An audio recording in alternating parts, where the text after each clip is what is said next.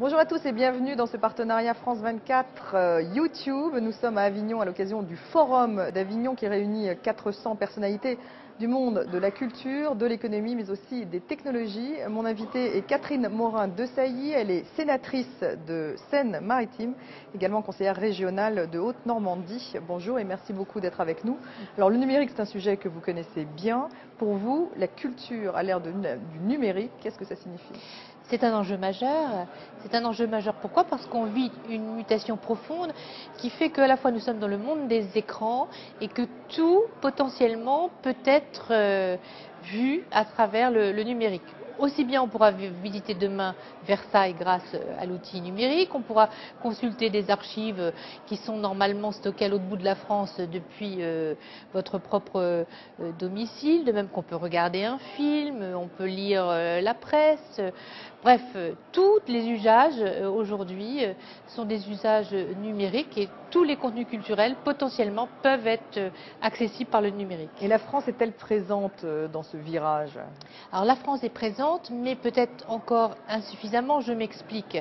Nous n'avons pas de stratégie européenne du numérique, une stratégie industrielle qui consisterait à la fois à pouvoir maîtriser depuis la fabrication des équipements. C'est plutôt réservé, disons-le, aux pays asiatiques. Alors là, on est bon, la fabrication des contenus, on est même excellent, notamment en France, jusqu'à la diffusion à travers les services de ces contenus. Ça, c'est plutôt les Américains. Et le fait de ne pas avoir cette stratégie globale, alors que nous sommes quand même des pays où l'innovation est majeure, eh bien, fait qu'il y a des aspects qui nous échappent et qu'on est encore en recherche de modèles économiques qu'on pourrait maîtriser. Donc il faudrait une Europe numérique plus forte. Tout à fait. Moi, je plaide pour une France numérique, mais aussi une Europe numérique plus forte, où on aurait aussi une harmonisation fiscale de ce que j'appelle, moi, les biens culturels et non pas les services. Vous savez qu'en Europe, il y a cette distinction entre le bien, qui est un support physique, et le service qui est une transmission via le numérique. Moi, je dis qu'une œuvre de l'esprit, un livre, qu'il soit sous forme numérique ou sous forme papier, c'est toujours un livre. Donc il faut aussi plaider pour ce bien culturel qui doit bénéficier d'une harmonisation fiscale à travers l'Europe. Justement, Jean-Bernard Lévy, le patron du Lundi, parle de castration, de taxation castratrice en France. Vous êtes d'accord, Madame Sénateur? Alors lui, il parle de taxation castratrice au regard de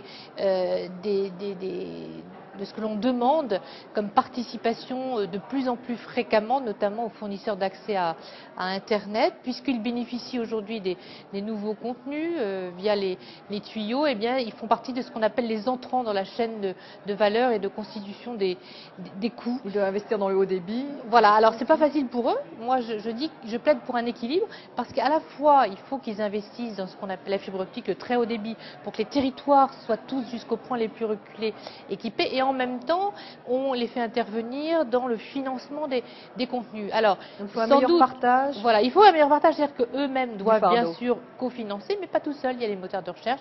Alors là, on est en recherche d'un modèle, puisque vous savez que ça peut se plaider qu'au niveau européen, et souvent les moteurs de recherche, bien sûr, ils ne sont pas implantés sur le territoire européen.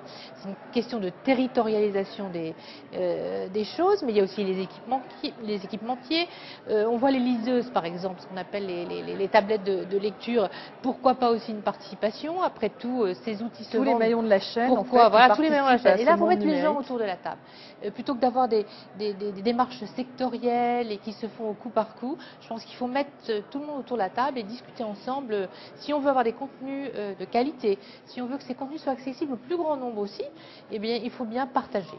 Et avoir une démarche globale. Merci beaucoup Catherine Morin-Desailly. Merci à vous de nous avoir suivis sur France 24 YouTube.